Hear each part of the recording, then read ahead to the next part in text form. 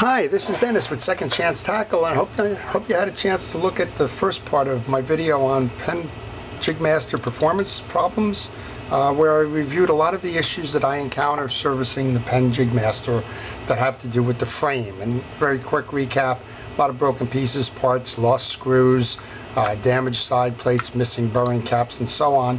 But the second part of the video that I'm going to do now is going to be the mechanical side of it and the performance issues that I commonly encounter when servicing Penn Jigmasters. Now, as a preface to this, I service reels for charter boats on the Jersey Shore here, and those charter boats use these reels every day, 180, 200 days out of the year, with customers that don't own these reels and don't take care of them, and they're constantly in service. So it's a perfect storm in terms of pushing the reels to their limits, and some of the things I'll show to you will never cross your way. But they do exist, and over time it could cause failure.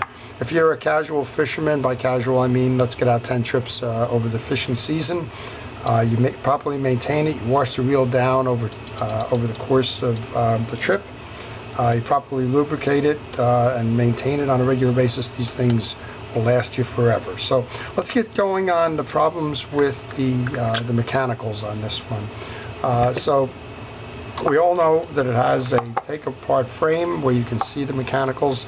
This reel's in beautiful condition, so I will refer back to that. So let's look at the first one that I see on a regular basis, and that's a broken free spool spring. That's free spool spring operates the lever that goes up and down and releases the gears so that your spool can be in back spool mode for casting or for dropping the line. And over time, it's a mechanical thing. Over time it breaks, and it's a common failure at that point. So how do you prevent that? Well, it's mechanical. The older reels like this one have a very thick spring, and I don't see it as much, but here's an example of one of those where the tail end of it broke off, and that's just like we've all done over time. You get a thin piece of metal and you move it enough times, it's going to break. This is a bigger problem on the newer reels, and if you saw my video on the old made in the USA reels, which is one of these, versus the newer ones that are now made in China, this spring has a smaller diameter in the newer ones, so you don't get as many times to trip that lever before it breaks, and I can guarantee you it's going to break. So that's problem number one that I see on these reels. So once I get past that problem, the second problem that I see, not as frequently, but I see frequently enough that I'll put it up there in the top 10, is a frozen spool gear on the spool.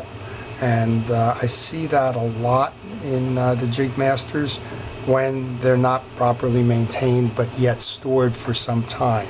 So this isn't going to happen if you're fishing this reel every day or once a week. If you're doing what you should be doing with the reels, which is putting the oil in on the pinion shaft, which is going to trickle down there, then it's not going to be as much of a problem. Particularly when you have a take-apart reel, you can take this apart, you can put a drop of oil into that gear, you can put a little blue grease on the post here of the spool. That won't be a problem. But if you're fishing this, you come back from a trip, you haven't hosed down the reel, and you put it into storage in a hot place where all of this is corroded, you will over time have that thing rust onto the shaft. So how do you deal with that? You hit it with WD-40, give it a good bath a couple of times maybe, let it sit and soak overnight, and then grab a pliers and a protective shield so that you don't eat into the teeth. Grab that gear and rock it back and forth. Now I say rock it back and forth. That gear cannot be turned around that spool in a circular motion, and that's because there's a channel here that the spool sits on, so you can't turn it to turn it off. You have to rock it back and forth to get it off. If you can work it free like that, I got it free.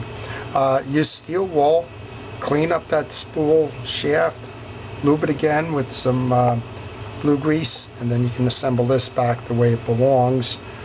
Here's an example of where it belongs. It belongs in here. on the way back to assembling the main gear process. So this can be something that you can work on and work it free. So what happens if you soaked it into WD-40, you did your best you could in terms of rocking it, and it's still there? The next thing to do is to use heat. And this is a propane Bunsen burner kind of a thing from a plumber. You would just apply some heat directly to that gear that probably has some WD-40 in it already. If it doesn't, hit it very briefly with it. Remember, it's oil, and oil and fire don't mix, so it's going to flame. But that you should start to see it bubbling. Once you see that, then again, that's going to be hot, but you can grab it with that protective scouring pad or whatever and work it free that way. If neither of those work, then you're going to need to replace both the spool and the gear. Okay, so that's a common problem. Here's another problem that works. That gear, as you can tell, that gear has a metal cap ring around it. Here's an example of one that's off the reel that is proper. A lot of times I find that the cap ring has come off.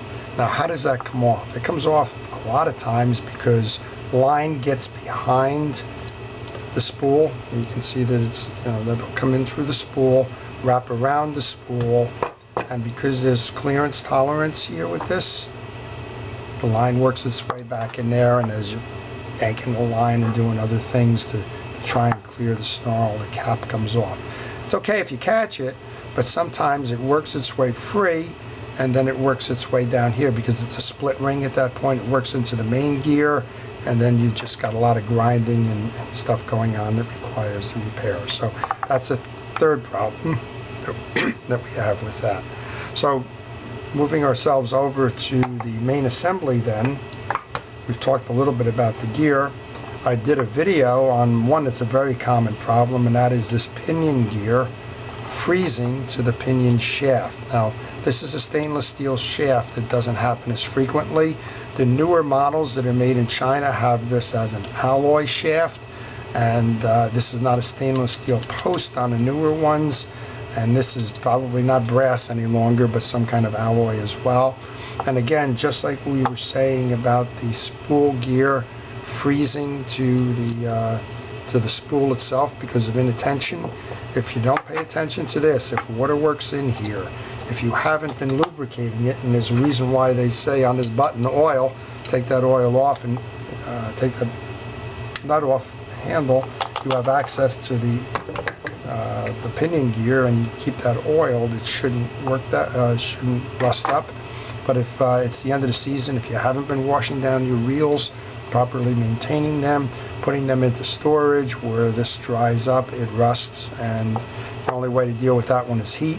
And I actually did a video for you on heat there as well. Another one that happens with that pinion gear, this one's got a lot of play in it, as you'll notice. You'll see it rocks back and forth, comes off. Over time that does wear, and there's nothing you can do about that, but that is going to cause eventually wear on this dog, among other things, right? It's going to be a slop into play. Okay, in this case, that's why this bridge is here and not in a reel, because it came to the point where it was operating too inefficiently. But it's also going to wear the dog, and it's also going to wear the back of the pinion gear. So the back of the pinion gear here has, you really can't see it too well on this, but the back of the pinion gear has teeth. Let me grab the pinion gear to show you it better. It has teeth, and then when those teeth wear,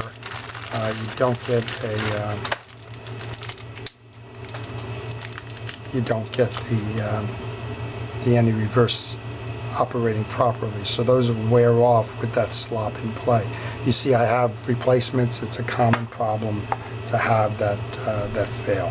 While I'm on this pinion gear, if you do not attach your handle all the way down and tight on this will become circular over time. That handle will have a lot of slack in it. It won't be held in place, and it'll wear until the point where the handle will no longer grip. And you can see in this, it has two flat sides on it. That handle eventually wears those flat sides off and doesn't hold the reel, and the pinion gear has to be replaced for that as well. And then finally on the operational side of it, I'm going to put the drag stack off right now. And this one's a little dirty. It's a tough way to show you, but this dog is worn, and it's worn for the two reasons that I noted. You'll see that the bottom of this dog should be flat. And you'll see in this case that it's not flat, that it's being worn away by the teeth of that pinion gear. And over time, what's going to happen to that, it's probably starting to fail already, but over time it's just going to wear that point down where it'll no longer hold to the teeth, and that dog will have to be replaced.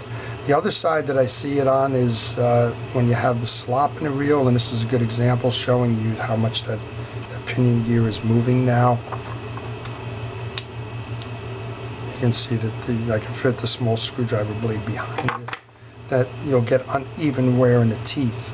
And again, this is a bad example because this pinion, let's use so what'll happen is, as this pulls off of the bridge, the back end of this tooth is the only part that's going to be protected in that anti-reverse dog. This won't be, and over time those teeth will start to wear in an angular mode, and again you'll have a failure there. So if you have a bridge like this, there's nothing you can do to take that slop out. You can't replace that with a new pinion gear. You're gonna have to replace the bridge. At that point in time, the reel is almost junk because the bridge is so expensive. We could at this point replace the dog, because that wear there is going to eventually fail because it's already worn down on that. You can replace the pinion gear if you don't have the slack in on the post there. But again, this is just one that's kind of gone, and that's why it's where it is. And then finally, the last failures on these, or this, it's not in this one because this one is over lubed, but I've seen too many failures now with the drag stacks themselves, and this is a good example of that. You can see that the corrosion is worn in here. This is all greened. You can see that there's all kind of contaminated junk in here. This has got a frozen drag stack, which renders it inoperable. So how do you do that? Well, you do what we did here. This is the other extreme, but you make sure that as you do your regular service, that you do the drag maintenance. The drag maintenance is one of these where you just can pull them out. And again, this one's got too much oil in it, but for the purposes of this, probably should have put the gloves on because I'm getting a mess now. But for the purposes of this, we'll just show you. You take them out, and on a regular basis, make sure that the metal washers are cleaned and that the drag washers are properly oiled. So again, this one's not going back into service, so I'm not going to waste a lot of time with it. But you would lube that drag with drag grease, put a metal one in, put the next fabric one in, then you put the eared washer in, last fabric one, last metal one, cap washer, and then the cap would go on top of that stack there. So let's just review then mechanically. There's a lot of things that go wrong with this one. Almost all of them, if you properly maintain the reel and you oil them on a regular basis, will never be a problem for you. And it starts just with good, clean interiors. But if you use the reel a lot, you may see a failure in that free spool release. That happens a lot. If something mechanical has happened, like a reel line tangle or something, you can see that the ring will come off of that spool gear. It's okay if you catch it, it'll still operate this way. But if you didn't catch it and it got involved in here, it's going to cause the problems with the grinding. You're going to see mechanical issues with the spool gears. If you don't maintain the spool, keep the shaft lubed, and keep the reel clean, you will see from time to time that this will seize on the spool. WD-40 will help get that off. If that doesn't help, heat is an alternative to get that off. If that doesn't work, then you're going to be winding up doing the spool replacement. Regardless of whether you're using the WD-40 or the heat, always use a protective pad before you try and wrench it off. If you do try and wrench it off, rock it back and forth, you cannot get this off by turning it circularly because of the indentation in that nut. On the bridge side, as part of your regular maintenance, working backwards, you should always maintain your drag stack. Take it out, make sure it's cleaned, lubed, and put back in place. While you're doing your regular maintenance, always take that oil nut off and make sure that you have the pinion gear oiled. You don't have to take the reel apart to do that. You have access to that through the oil nut there. But if you have the reel apart and you're doing that service and you notice that there's excessive play in the back bridge plate, you kind of out of luck there. So always check just to make sure that that operates well. While you have that off, check the dog.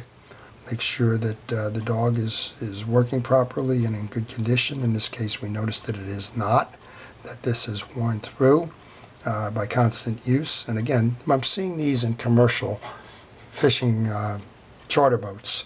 If you're using this 10 times a season, 60 times over 5 years, you will not see this wear if you're properly maintaining it. So those are the cores.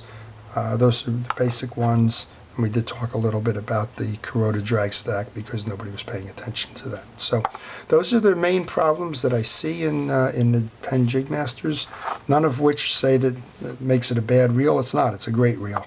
But they do need to be properly maintained.